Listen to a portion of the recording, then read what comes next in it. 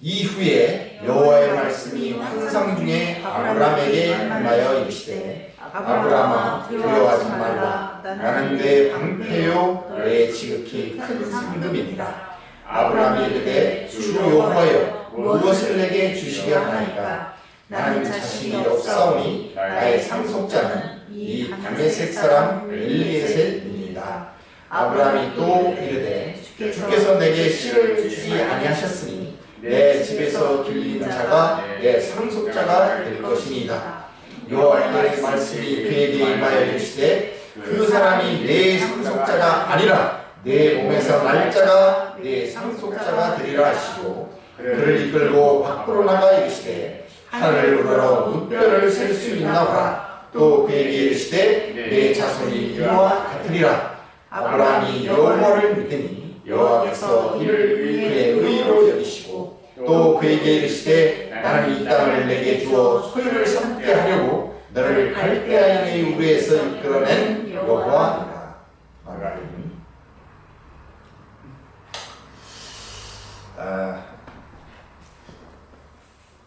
이렇게 또 주일에 만나뵙게 돼서 반갑습니다.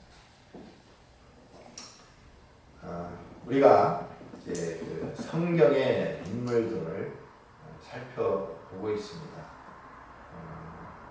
성경의 인물들은 우리 세상 역사의 인물들과는 좀 다르다고 말씀드렸습니다. 그래서 세상적인 역사에 나오는 인물들은 그들의 영웅적인 그런 삶을 통해서 우리가 교훈을 얻고 그 삶을 모방해 하는 그 모범으로 삼는 그런 것이 중심이 됩니다. 그런데 성경에 기록된 인물들은 어떤 뜻이냐? 그것은 하나님이 누구시냐? 또 하나님이 어떤 분이시냐? 또 하나님은 어떻게 일하시느냐? 하는 것을 나타내 보이시기 위해서, 드러내 보이시기 위해서 기록이 되었다. 이렇게 말씀을 드렸습니다. 그래서 첫 번째 인물로 우리가 아브라함을 지금 우리가 살펴보고 있습니다. 아브라함은 우리가 이제 기독교인이라면 누구나 이제 다 아는데요. 믿음의 조상으로 그렇게 생각하는 아브라함입니다. 근데 우리가 이제 먼저 시간을 통해서 알아본 것처럼 아브라함이 믿음의 조상이고 나중에는 100세인 아들을 낳게 되는데 그 아들을 하나님께서 번제로 드려라. 번제라는 것은 제사를 드릴 때 짐승의 각을 떠서 불로 태워서 드리는 그런 제사입니다. 그러한 그 번제를 이삭으로 드려야 할 때 두말 없이 순종했던 그런 사람이었습니다. 어떻게 사람이 그런 믿음을 가질 수가 있느냐? 그래서 아브라함은 처음부터 그렇게 믿음이 좋은 사람이었느냐라는 부분을 가지고 제가 말씀을 드렸는데 그렇지 않았다는 거죠. 아브라함은 처음에는 우리와 똑같은 별다르지 않은 그런 믿음이 없는 신앙을 가지지 않았던 그런 사람이었다. 이런 내용을 우리가 살펴봤습니다. 그런데 이제 오늘 본문에서 이제 믿음에 대해서 우리가 한번 살펴볼 텐데요. 믿음으로 구원을 얻는다. 기독교는 그렇게 되어 있습니다. 믿음으로 구원을 얻는다. 그런데 여기서 우리가 조심할 게 뭐냐면 믿음이 구원을 얻는 조건으로 제시된 것은 아니라는 것입니다. 믿음이 구원의 조건은 아니라는 것이죠. 근데 보통 우리가 잘못 생각하면, 오해하면 믿음으로 구원을 얻는다고 할 때 그 믿음이 구원의 조건인 것처럼 생각할 수가 있습니다. 그런데 그러면 왜 성경에서 구원을 얻는데 믿음이라는 얘기를 강조하느냐? 왜 믿음이라는 얘기가 많이 나오느냐는 얘기죠. 그것을 우리가 오늘 한번 살펴보자 하는 것입니다. 오늘 본문에서 보는 것처럼 이제 아브라함은 아직까지는 아브라함입니다. 17장에 가야 아브라함이라는 이름을 이제 이렇게 되니까요. 아브라함은 오늘 15장 6절에서 비로소 아브라함이 여호와를 믿으니, 믿음이라는 얘기가 나옵니다. 믿음이라는 얘기가 여기 나오게 됩니다. 그랬더니 하나님께서, 여호와는 하나님의 이름입니다. 하나님께서 이를 그의 의로 여기셨다고 했습니다. 이것을 보시고 의롭다고 여겨주셨다는 거죠. 그렇다면은 창세기 이제 11장서부터 아브라함의 이야기, 스토리가 나오기 시작하는데, 그래서 이제 아브라함의 스토리가 창세기 11장 후반서부터 나오기 시작해서 창세기 25장에 가면은 175세의 나이로 아브라함이 죽게 됩니다. 어쨌든 간에 그렇게 해서 이렇게 아브라함의 사건들이 쭉 나오게 되는데, 11장, 12장, 13장, 14장, 15장이 이르러서 드디어 아브라함에 대한 믿음의 얘기가 나오게 된 것입니다. 비로소 믿음이 등장하죠. 그렇다면은 이 믿음은 어디서 온 것일까요? 아브라함에게서입니까? 아니면 하나님에게서 온 것입니까? 이것이 오늘 말씀의 가장 중요한 주제가 될 것입니다. 우리가 전 시간에 살펴본 것처럼 아브라함이 처음에는 믿음이 없었습니다. 그러나 그 많은 사건들을 통해서 15장 6절에 오면 믿음이 생겼다는 것이죠. 그 많은 사건들이라는 게 무엇입니까? 간단하게 우리가 살펴보면, 우리가 돌이켜보면, 그 고향 갈대아 우르에서 이방을, 그 집안 모든 식구들이 이방신을 섬기는 그러한 집안이었습니다. 그 이방신을 섬기던 그 집안, 그 아브라함을 어느 날 하나님께서 찾아오셨어요. 그리고 내가 지시하는 땅으로 가라. 고향과 친척을 떠나라. 이런 명령을 받게 됩니다. 그런 명령을 받고 안 가면 안 될 것 같은 그런 생각이 들었겠죠. 그래서 할 수 없이 꾸역꾸역 그 아버지를 같이 함께 동행해서 하란이라는 곳에 이르게 됩니다. 하란. 거기서 그냥 거류하게 되죠. 그때 창세기 12장에 보면 다시 하나님께서 나타나셔서 고향과 친척과 아버지 집을 떠나라고 했어요. 그래서 내가 지시한 땅으로 가라. 그 명령을 받고 아브라함은 하는 수 없이죠. 이끌려서, 하나님에게 이끌려서 가나안 땅으로 오게 됩니다. 그리고 나서 마침내 가나안 땅이 되죠. 그 마침내는 하나님이 안 가려고 하는 아브라함을 이끌어서 가나안 땅에 도착시킨 그런 마침내입니다. 그 후에 우리가 잘 알다시피 공부한 것처럼 기근이 들어서 애굽으로 가고, 애굽에 내려갔을 때에 목숨이 담보되지 않기 때문에, 특별히 자기 아내가 사라가 너무 미인해서 자기를 죽이고 그 사례를 빼앗아갈 것 같아서 아내를 동생이라고, 여동생이라고, 누이라고 속이고, 그로 말미암아서 사례가 바로 왕에게 빼앗기고, 그러나 거기에 하나님이 개입하셔서 되찾아올 수 있어. 그 가운데서 아브라함이, 야, 세상의 바로, 애굽의 바로가 누군데 하나님 앞에 저렇게 꼼짝 못한가, 그런 것을 처음으로 이제 알게 됩니다. 그리고 그 하나님이 왜 내 편을 들어주시느냐, 그것을 알게 되죠. 그때 애굽의 바로라고 하면은 이집트인데요, 지금으로 말하면. 그때 당시에는 지금의 미국보다도 오히려 더 힘이 강력한 나라였습니다. 그 나라의 왕 바로라는 것은 지금으로 바로 보면 파라오. 이게 뭐 태양의 아들, 이런 정도로 신적인 존재였어요. 그 존재에게 아내를 빼앗겼는데 하나님께서 되찾아 주셨다는 거예요. 재앙을 해서. 이것을 보면서 아브라함이 하나님에 대해서 알게 됩니다. 깨닫게. 그리고 나서 달라졌죠. 이제 13장에 오면은 롯과 분간을 하게 됩니다. 14장에 오면 분간 롯이 전쟁에 의해서 포로가 되고 가족들이 잡혀서 재산과 함께 다 끌려갔을 때 집에서 길리는 그 가변, 하인들, 가변 318명을 데리고 쫓아가서 담대하게 그 부족 간의 전쟁, 국가 간의 전쟁에 참전을 해서 이기고, 그리고 조카를, 그 모든 가족들을 다시 되찾아오는 이런 놀라운 역사를 경험하게 된 것입니다. 그리고 나서 오늘 이제 본문의 15장을 맞이하게 된 것이죠. 15장 우리가 이걸 본문에서 보면은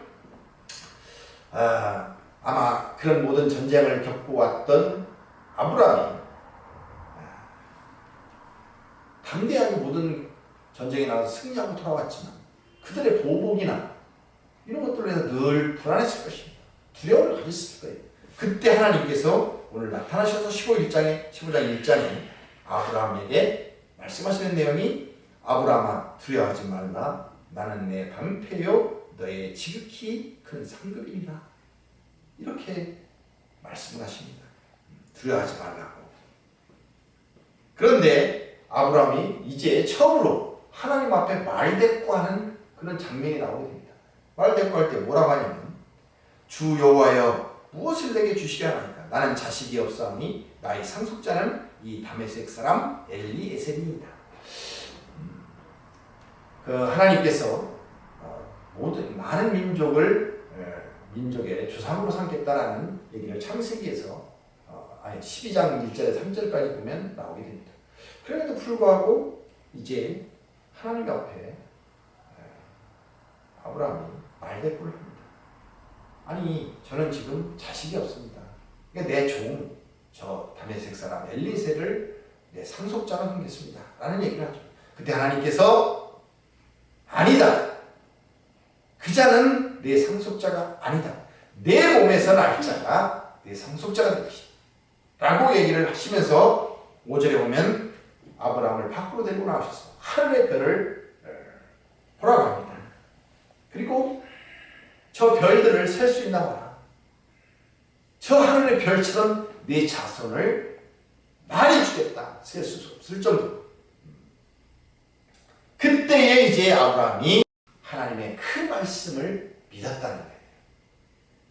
그 말씀. 그때 하나님이 그 말씀을 믿었다는 것입니다. 그러면 아브라함이 하나님을 믿은 이 믿음은 어디에서 온 것입니까? 아브라함에서 온 것인가요? 아브라함 스스로가 이 믿음을 가진 것입니다. 이것이 오늘의 가장 중요한 주제인 것입니다. 그 믿음은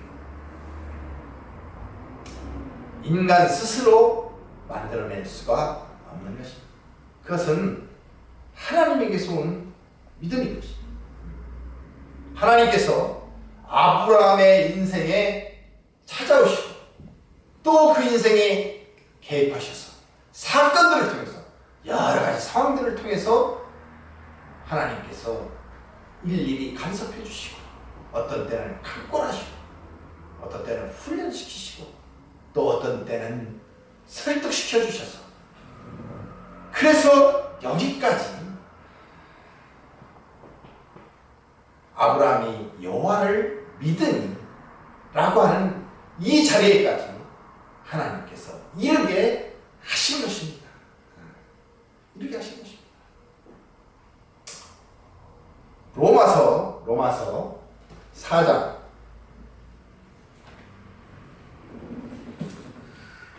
1절에서 8절의 말씀 같이 읽겠습니다. 그런즉 육신으로 우리 조상인 아브라함이 무엇을 얻었다 하리요? 만일 아브라함이 행위로서 의롭다 하심을 받았으면 자랑할 것이 있으려니와 하나님 앞에서는 없느니라. 성경이 무엇을 말하느냐? 아브라함이 하나님을 믿음에 그것이 그에게 의로 여겨진 바 되었느니라. 일하는 자에게는 그 삭시 은혜로 여겨지지 아니하고 보수로 여겨지니와 일을 아니할지라도 경건하지 아니한 자를 의롭다 하시는 이를 믿는 자에게는 그의 의를 믿음을 의로 여기시나니 일하는 것이 없이 하나님께 의로 여기심을 받는 사람의 복에 대하여 다윗이 말한 바 불법이 사함을 받고 죄가 가려짐을 받는 사람들은 복이 있고 주께서 그 죄를 인정하지 아니하실 사람은 복이 있도다. 아멘. 이렇게 하나님께서 아브라함의 인생에 개입하셔서 간섭하시고 때로는 설득하셔서 이루어진 그 결정체가 바로 오늘 우리가 봤던 본문의 15장 6절에 아브라함의 신앙의 고백인 것입니다. 그 신앙의 고백인 것입니다. 그런데 지금 읽은 본문 로마서의 말씀에 보면은 구원에 있어서 보수와 은혜를 말씀하고 있습니다.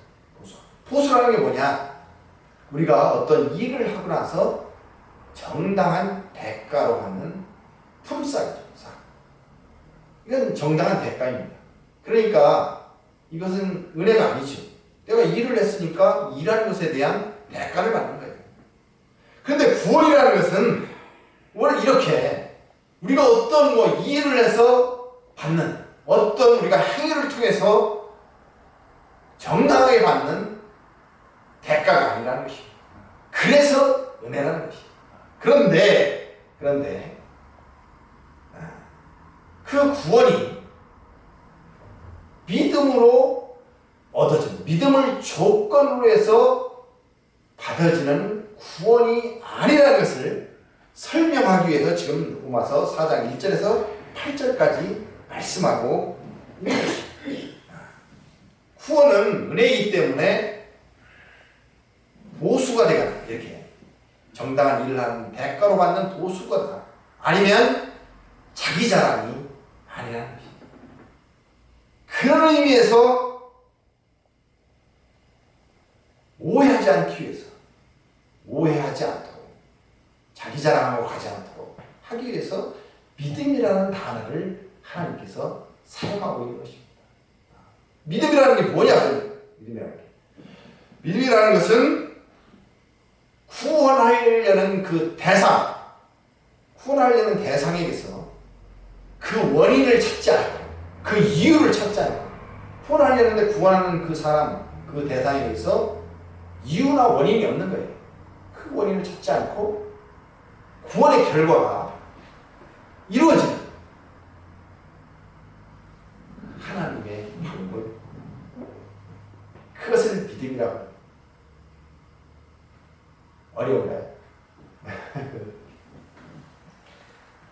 구원하려는 대상, 그 대상에게서 구원받을 만한 그 이유를 찾지 않고, 그러나 구원의 결과가 이루어집니다. 그것이 바로 믿음입니다. 그럼 그 원인은 무엇일까요? 구원의 원인은 구원받는 대상에게 원인이나 이유가 없으면 그 구원의 원인이나 이유가 바로 하나님인 것입니다. 그 이유가 바로 그 원인이 하나님이 되어주신 것입니다. 전에도 살펴봤지만 에베소서 9절의 말씀, 중요한 말씀입니다. 이거 한번 우리가 꼭 기억해야 되는 말씀입니다. 구원에 있어서 굉장히 중요한 말씀이기 때문에 에베소서 2장 8절에서 9절의 말씀 같이 읽어보도록 하겠습니다. 너희는 그 은혜에 의하여 믿음으로 말미암아 구원을 받았으니 이것은 너희에게서 나는 것이 아니요 하나님의 선물이라. 하늘에서 나는 것이 아니니 이는 누구든지 자랑하지 못하게. 그래서 성경은 구원을 값없이 받은 구원, 값없이 얻은 구원이라고 얘기합니다. 그러니까 믿음은 어디서 온 것입니까? 아브라함에게서입니까? 아니면 하나님에게서 온 것입니다.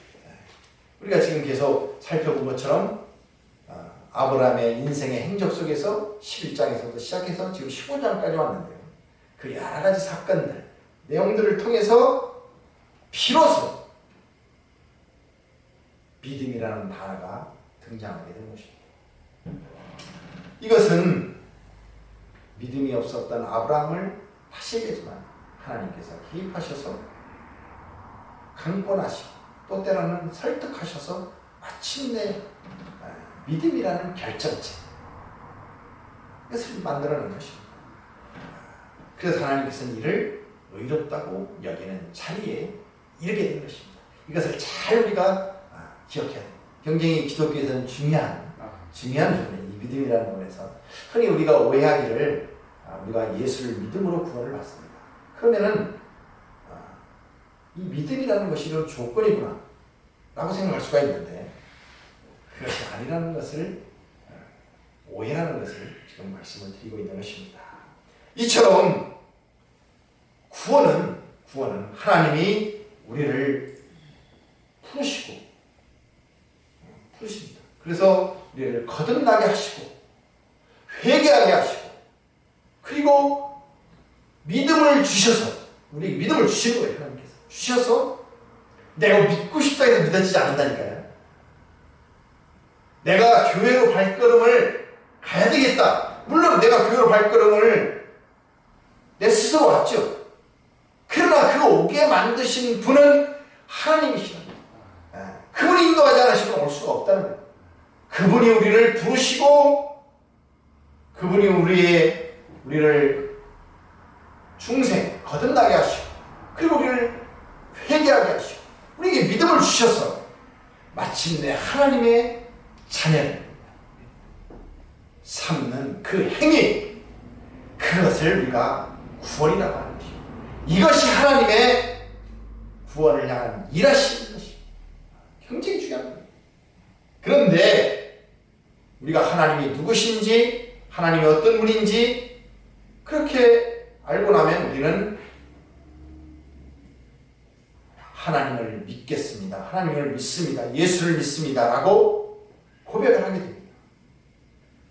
그러면 하나님께서는 그 신앙 고백을, 그 고백을 기뻐하시고 칭찬하시고 마치 하나님이 다 해주셨는데도 불구하고 우리가 한 것처럼 우리가 그 모든 믿음의 행위를 통해서 구원을 받은 것처럼 하나님께서 우리를 칭찬해 주시는 것입니다.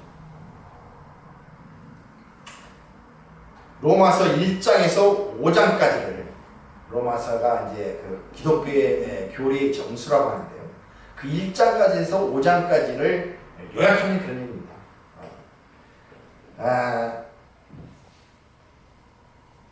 하나님이 너희를 구원하시는 것은 너희가 자격이 있거나 조건이 있어서가 아니다.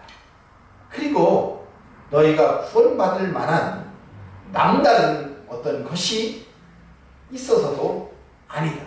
그냥 하나님이 구원하시기로 작정하셔서 너희를 구원하신 것이다. 라는 거예요. 로마서 1장에서 5장까지의 요약을 한다면 바로 그런 얘기입니다. 그런데 로마서 한번 5장 20절을 한번 우리가 한번 살펴보기로 하겠습니다. 로마서 5장 20절 50장 20절에 보면 이렇게 되어 있어요. 이런 말씀 같이 한번 읽어보겠습니다.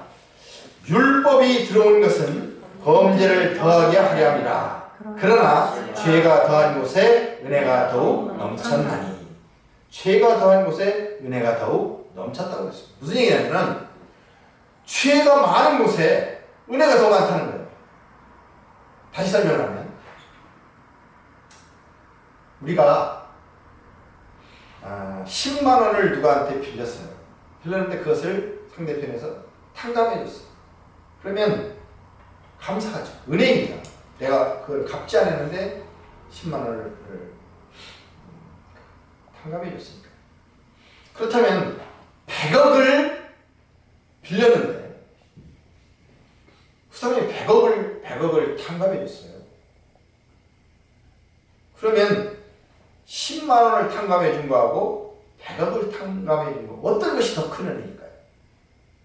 당연히 100억을 탕감해 준 게 더 큰 은혜겠죠. 그래서 죄를 적게 지은 사람, 죄를 엄청나게 많이 지은 사람 둘 다 구원을 받았어요. 그럼 누가 더 은혜롭다고 생각할까요? 당연히 죄가 엄청나게 많은 사람이 은혜를 받았다고, 더 큰 은혜를 받았다고 생각합니다. 사실 이게 그 예수 믿고 구원받는 이 부분, 예수를 믿는 이 부분에 있어서 자기가 죄를 안 짓고 정말 선하게 살았다 하는 사람들은 예수 믿기가 어려워요. 쉽지 않습니다. 내가 무슨 죄가 있는데, 내가 왜 죄가 있어서 죄를 용서를 받아야 되느냐, 이렇게 얘기를 하는 사람, 이런 분들 전도하기 어렵고 예수 믿기가 쉽지 않습니다. 그러나 정말 죄를 안 짓고 세상 내가 참으로 죄인이다라고 할 수 있는 사람들, 그런 사람들은 사실 복음이 들어가면 쉽게 예수를 믿게 됩니다.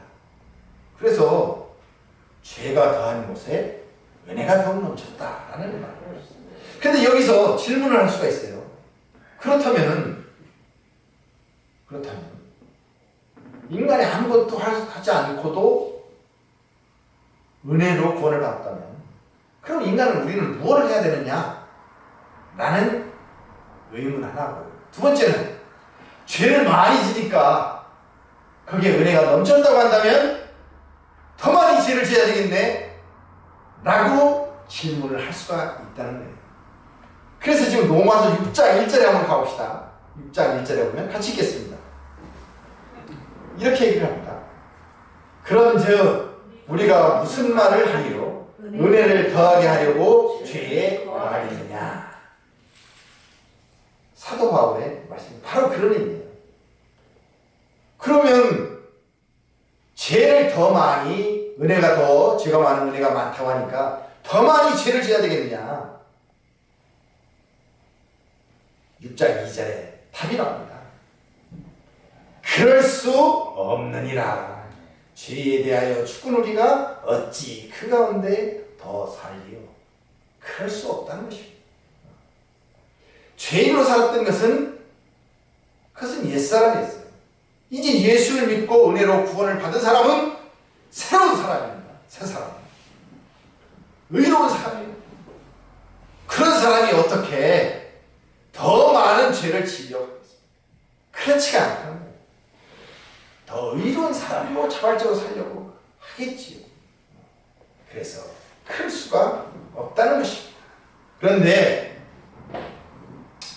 우리가 자꾸 구원을 받고 나서 믿음을 조건으로 하려는 생각을 갖게 된 것은, 그건 왜 그러냐? 그것은 우리 인간 본성에 있어서 인과율로 모든 것을 판단하려는 그런 습성이 있습니다. 본성이 있습니다. 무슨 얘기냐면, 무언가 원인이 있기 때문에 결과가 있다는 거예요. 누가 복을 받았어요? 그러면 그 사람한테 너는 복을 받을 만한 일을 했으니까, 원인이 있으니까 복을 받았을 것이다, 이렇게 생각하는 거예요. 어떤 원인이나 이유가 있으니까 결과가 나타나는 것이다, 이렇게 생각하는 것이 우리 인간들이 가지고 있는 그런 하나의 경향입니다. 그래서 인과율 또는 원인과 결과의 법칙이다, 이렇게 얘기를 하는 것이죠. 그렇기 때문에 구원을 받은 그 이유나 조건을 자기 안에서 찾으려고 합니다. 자기 안에서. 그래서 내가 구원을 받은 것은 예수를 믿었기 때문에, 그 믿은 것이 조건이 돼서 내가 구원을 받았다, 이렇게 생각하고 싶습니다. 그러나 내가 믿고 회개하고 울고 간절히 기도하고 하는 이 모든 것들, 그것은 구원의 이유나 구원의 조건이 아닙니다. 그것은 구원받은 사람이 구원받고 난 후에 나타나는 그러한 현상입니다. 구원받은 후에 나타나는 변화입니다. 구원받은 사람들은 회개하게 되죠. 그리고 울며 불며 기도하게 됩니다. 이런 모든 것들이 구원의 조건이 아니라 구원을 받은 자에 의해서 나타나는 그러한 변화된 그런 현상들이라는 것이죠. 구원이 절대로 믿음이 구원의 조건이 아니라는 것을 우리가 알아야 됩니다. 구원이라는 것은 정말로 아까 얘기했듯이 전적인 하나님의 은혜요. 하나님이 거저주신 그냥 주신 하나님의 은혜입니다. 이 부분을 꼭 기억하시는 여러분들이 되시기를 축복합니다. 그런데 그럼 우리가 구원받은 것을 어떻게 알 수 있습니까? 라고 질문할 수가 있어요. 요한복음 9장 25절의 말씀 하나 보도록 하겠습니다. 같이 읽겠습니다. 요한복음 9장 25절. 대답하되 그가 죄인인지 내가 알지 못하나 한 가지 아는 것은 내가 맹인으로 있다가 지금 보는 그것임이다. 이 말씀이 뭐냐면 이게 예수님께서 날 때부터 맹인 되었던 자가 있었어요. 그 맹인 되었던 자를 실로암에서 고쳐주는 그런 사건이 일어납니다. 그 사건 속에서 이제 예수님을 미워하던 바리새인들, 특별히 유대인의 바리새인들이 눈을 뜬 시각장애인, 성경에 맹인으로 이렇게 표현되어 있습니다. 지금 우리는 이제 시각장애인 이렇게 얘기를 하죠. 이게 추구하는 대목입니다. 자기들은 예수님이 그 맹인의 시각장애인의 눈을 뜨게 했다는 것을 인정하고 싶지 않은 거예요. 그래서 계속해서 그 눈을 뜬 그 시각장애인에게 추궁을 하게 될 때 대답한 그러한 대목입니다. 그래서 여기 보면은 전에는 보지 못하였는데 이제는 내가 보게 되었다는 것이에요. 분명하게 전에는 내가 시각장애인이었다. 근데 이제는 시각장애인이 아니고 눈을 떴다는 거예요. 보길 수 있게 됐다는 것이에요. 이것처럼 구원받은 우리는 전에는 하나님을 알지 못하는 사람들이에요. 그런데 이제 구원받고 난 이후에는 우리는 하나님을 아는 사람이 되었다는 것입니다. 이게 구원받았느냐 받지 않았느냐는 것을 우리가 알 수 있는 그런 내용입니다.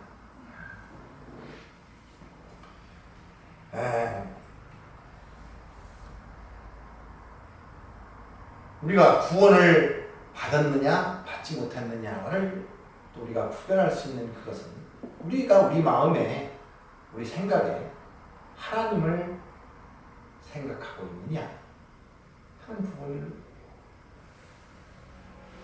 부분으로 알 수가 있습니다. 구원받지 못한 사람들은 제가 그랬죠. 영적으로 죽어있다 이렇게 말씀드렸어요. 영적인 사망의 잠을 잡니다. 사망과 저주 가운데 있습니다. 여기서 영적인 죽음. 그렇게 되면 하나님을 알지 못합니다. 또 알고 싶어 하지도 않습니다. 그래서 이들은 이 비극적인 인생을 우리가 세상을 살아가면서도 그 원인이나 왜 이렇게 되는지, 왜 세상이 이렇게 힘들고 우리가 인간이 고통 속에 살고 있는지 생각하지 않습니다. 그러나 구원받은 사람들은 하나님을 늘 생각하고 하나님을 압니다. 그리고 모든 일상적인 살아가는 삶 속에서 모든 일들, 모든 사건들을 하나님과 연결되어 생각을 하게 됩니다. 어떤 일이 생겼을 때도 이게 왜 이런 일이 생겼을까? 또 어떤 일을 할 때도 이 일을 하면은 하나님 과연 기뻐하실까? 이것은 하면 하나님께서 기뻐하지 않으실 것이다. 이렇게 모든 일, 모든 사건 이런 것 속에서 하나님과 연결해서 생각하게 됩니다. 그것이 바로 내가 구원을 받았느냐, 받지 못했느냐를 구별할 수 있는 우리가 쉽게 그러한 하나의 구별 방법이 되는 것입니다. 자, 이제 오늘 말씀을 결론을 맺고자 합니다. 오늘의 본문 창세기 15장 6절에서 창세기 15장 6절에서 아브라함이 여호와를 믿으니 여호와께서 이를 그의 의로 여기시고 아브라함이 여호와를 믿으니, 이것을 해석한다고 한다면 하나님께서 그토록 아브라함을 간섭하시고 또 그렇게 설득하시더니 드디어 아브라함이 하나님에게 설득되었구나 라고 해석될 수가 있는 거죠. 아브라함의 영혼이 하나님에 의해서 이제 믿음을 가지는 데까지 이르게 하셨구나 라고 해석할 수 있는 것입니다. 바로 우리의 그 믿음이 시작된 것은 아브라함이 아니라 하나님에게서 온 것이구나 라는 것을 우리가 꼭 기억해 주시기 바랍니다. 바로 이 아브라함을 부르신 그 하나님이 동일하게 우리도 부르신 것입니다. 우리는 어떻게 구원을 얻었나요? 우리는 스스로, 어떤 사람은 누가 구원해서 교회 가라고 해서 그렇게 구원을 받았습니다. 분들도 있을 것이고, 또는 날 때부터 모태신앙이어서 구원을 받았습니다 라고 대답하는 분들도 있을 것입니다. 여러 가지 예수 믿고 구원받은 그러한 구원의 내용들은 여러 가지가 있을 수 있습니다. 그러나 그것은 하나님께서 우리를 찾아오셔서 우리 인생에 늘 개입하여 주시고, 그리고 우리 인생에서 늘 사건을 통해서 간섭하시고 또 우리를 설득하시고, 그래서 지금 이 자리, 예수를 믿는 이 자리까지 하나님께서 인도하여 주신 것입니다. 이것은 절대로 우리의 선택이나 우리의 노력이 아니었습니다. 이제 우리는 그 하나님의 지극하신 설득과 그 간섭하심 통해서 예수를 믿는다고 고백하는 자리까지 와 있습니다. 이 고백하고 하나님을 믿는 것은 전적인 하나님의 은혜인 것입니다. 이 은혜에 우리가 감사하고 감격하면서 앞으로 우리가 인생을 살아갈 때에도 어떤 사건을 만날 때마다, 어떤 상황을 만날 때마다, 그때마다 그 하나님의 뜻에 반응하는, 정당하게 반응하는, 자원하여 반응하는, 기쁘게 반응하는 여러분들이 되시기를 주님의 이름으로 축복드립니다.